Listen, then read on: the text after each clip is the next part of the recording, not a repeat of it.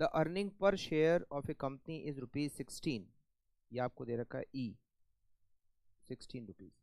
Market capitalisation rate का मतलब होता है के ई, ये दे रखा है 12.5%। Retained earning can be employed to yield a return of 10%, ये आपको दे रखा है R 10%। The company is considering a dividend pay out ratio 25%, मतलब डिविडेंड की 3 सिचुएशन दे रखी है। पे आउट रेशियो 25%, तो 16 रुपये का 25%, डिविडेंड पर शेयर 4 रुपये।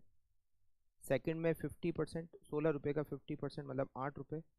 और थर्ड में 75%, तो 16 रुपये का 75% 12 रुपये। Which of these would maximise the wealth of the share holder as per Walter, इन तीनों में से सबसे ज़्यादा शेयर होल्डर की वेल्थ को कौन बढ़ाएगा? शेयर होल्डर की वेल्थ का मतलब हो गया शेयर की प्राइस।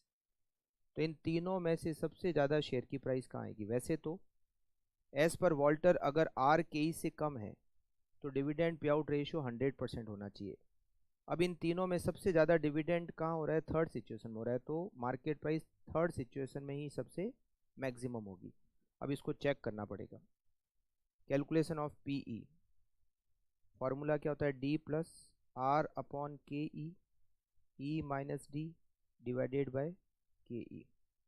अगर डिविडेंड 4 रुपये है तो P equals to 4 plus 0.10 divided by 0.125, 16 minus 4 divided by 0.125 equals to 0.1 divided by 0.125 multiply by 12 plus 4 divided by 0.125। Market price 108.80। अगर डी 8 रुपये होता है, डिविडेंड पर शेयर 8 रुपये होता है, P equals to 8 plus 0.10 divided by 0.125, 16 minus 8 divided by 0.125 equals to rupees.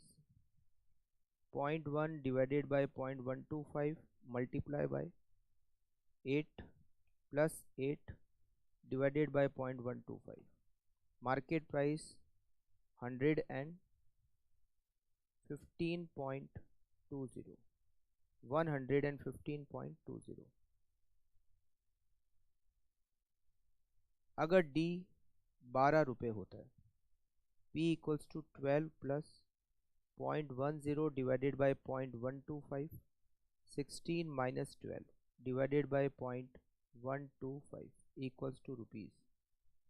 0.1 divided by 0.125 multiply by 4 plus 12 divided by 0.125, 121.60।